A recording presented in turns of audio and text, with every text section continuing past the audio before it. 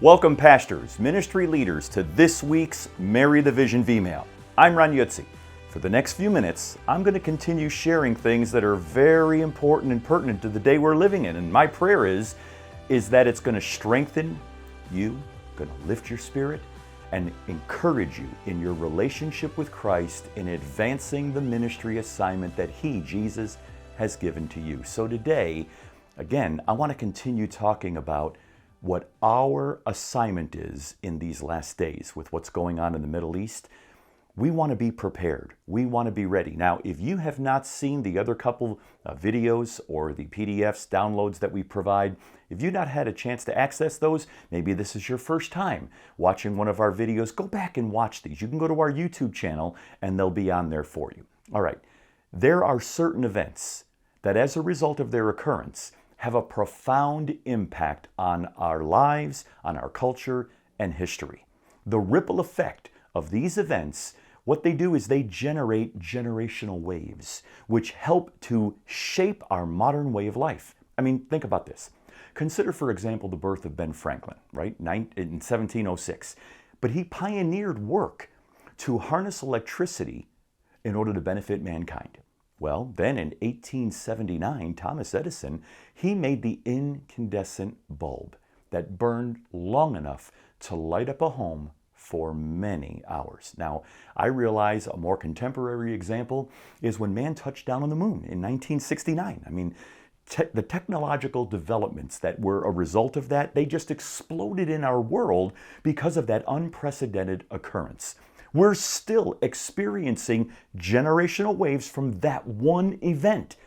Just think of the satellite capability that we have access to today. I mean, could you imagine functioning without your cell phone or satellite dish or GPS today? Okay, all right.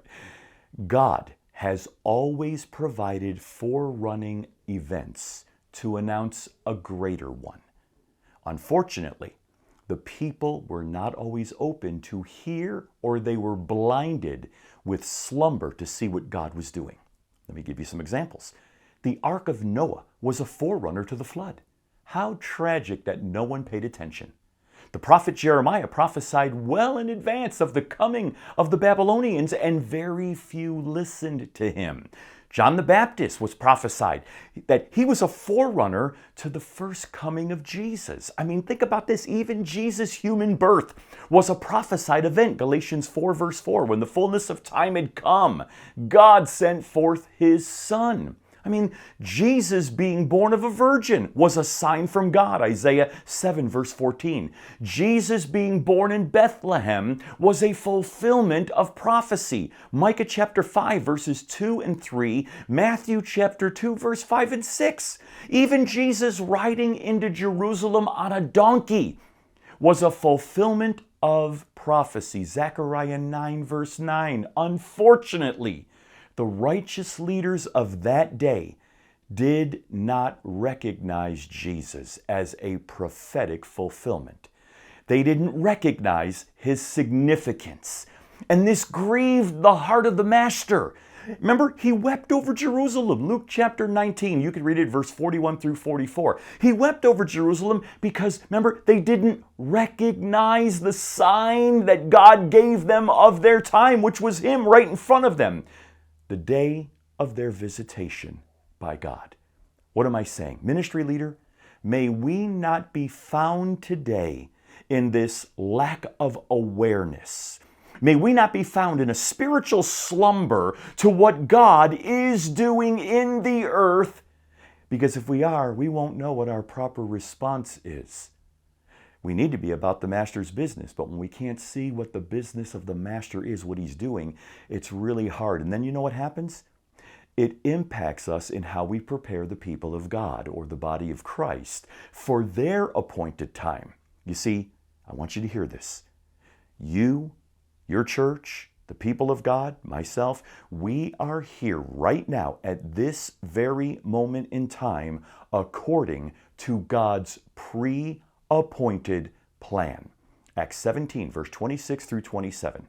And He has made from one blood every nation of men to dwell on all the face of the earth, and has determined their pre-appointed times and the boundaries of their dwelling. Why? So that they should seek the Lord in hope that they might grope for him and find him, though he's not far from each one of us. Did you hear that?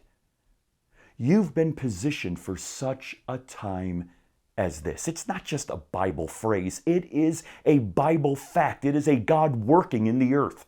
Just like in Esther's season, there is an evil assignment against Israel and the Jewish people today. We're seeing it being played out on the stage right before our eyes. There is also an evil assignment against the people of this planet. For what reason? To blind them from the truth.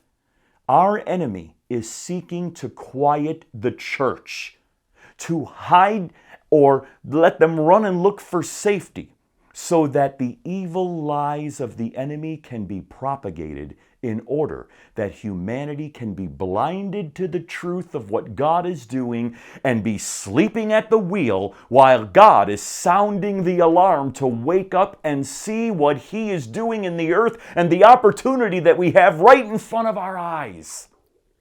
Jesus said, one of the critical signs of the last days before he returns would be the gospel of the kingdom would be preached in all nations. Remember what I said in the very beginning about when we had Ben Franklin and then electricity, and then we talked about the landing on the moon and the ripple effects. Remember what Jesus said in Matthew 24, verse 14. And this gospel of the kingdom will be preached where? In all nations, in all the world. As what? As a witness to all nations, and then the end will come. Now, let me clarify something. Jesus wasn't talking about the end of the world, but the end of an age, the end of a season. What do you mean, Ron? Well, the rapture of the church has yet to occur.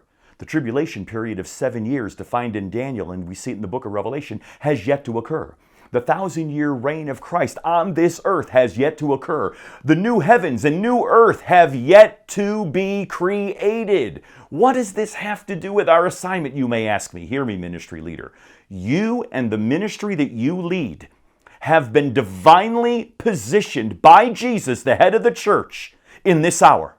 For such a time as this, do not be caught sleeping on the job. The assignment that God has given you. Don't allow discouragement to weaken your passion to pursue fulfilling your divine assignment. Because the assignment that you have been entrusted with isn't about you. It's about Christ and the people that you are assigned to. Your heavenly assignment is connected to a people, to bring them light in the midst of darkness, to strengthen them where they're weak, to bring them hope where there's hopelessness, to bring them purpose when they're asking, why am I here? People are looking for solutions today where they will turn. Where are they going to turn in troubling times? They're looking for answers. So I ask you, where can they go for truth in the midst of so many deceptive, unclear voices? Your ministry and the church of Jesus Christ has been positioned for such a time as this. We are a ripple effect of Bible prophecy happening. How are we going to reach the whole world that Jesus said? How's that going to happen? Listen, by continuing to be about the Master's business in this hour. I want you to think with me. Over the last 100 years, right? Even 100 years ago, we didn't have the technology that we have right now. Today, we can stream church services and small group meetings online all over the world. We can organize outreaches and gather people to help us in communities simply by the digital community. We can do Zoom meetings that speak to masses. I've done it. There's podcasts and social media posts and text messaging and TV broadcasts and radio broadcasts, etc. What are they doing? They're connecting with people all over the world. This is a work of Christ. These are birth pains and their effects that Jesus spoke about, and they're escalating in our time. Why? For the purpose of the gospel being shared all over the world. Jesus said, I must be about my Father's business. John chapter 2, verse 49. Ministry leader, we must be about the Master's business. Marry the vision of Jesus Christ. Seek to penetrate people's pockets with the gospel and be an instrument to build up His body, the church, so that they can be lights in a dark world and share the message of reconciliation with those that are not connected to Christ. Let me leave you with this. If Jesus had appeared to you and He said that you have 1 year before He calls you home, what would you focus on in that year? What if it was a month? What if it was a week? Be faithful and be a faithful steward, because He's counting on you to be faithful in this hour. I pray that this has been helpful. I pray that it has strengthened you, sharpened you, encouraged you, maybe even a passion's rising in you. Please help me reach across the table and around the world to support another pastor, another ministry leader. I mean, if it stirred your heart, it will stir theirs as well. Or even a local church in fulfilling their ministry assignment. You say, how can I do that? Simply share Marry the Vision with them, whether it's our link to the website or a YouTube channel. Share it with them so that they can benefit by being exposed to the content that we're sharing. Thank you for helping me to do that, because you're actually helping another ministry, another pastor, another leader, another church. Until next week, this is Ron Jutze. I'm committed to your ministry success in Jesus Christ. Thank you for watching this video. Please take the time, browse other videos on our Marry the Vision YouTube channel. You can help us by subscribing, liking, leaving a comment, and sharing a video. Continue to pursue Jesus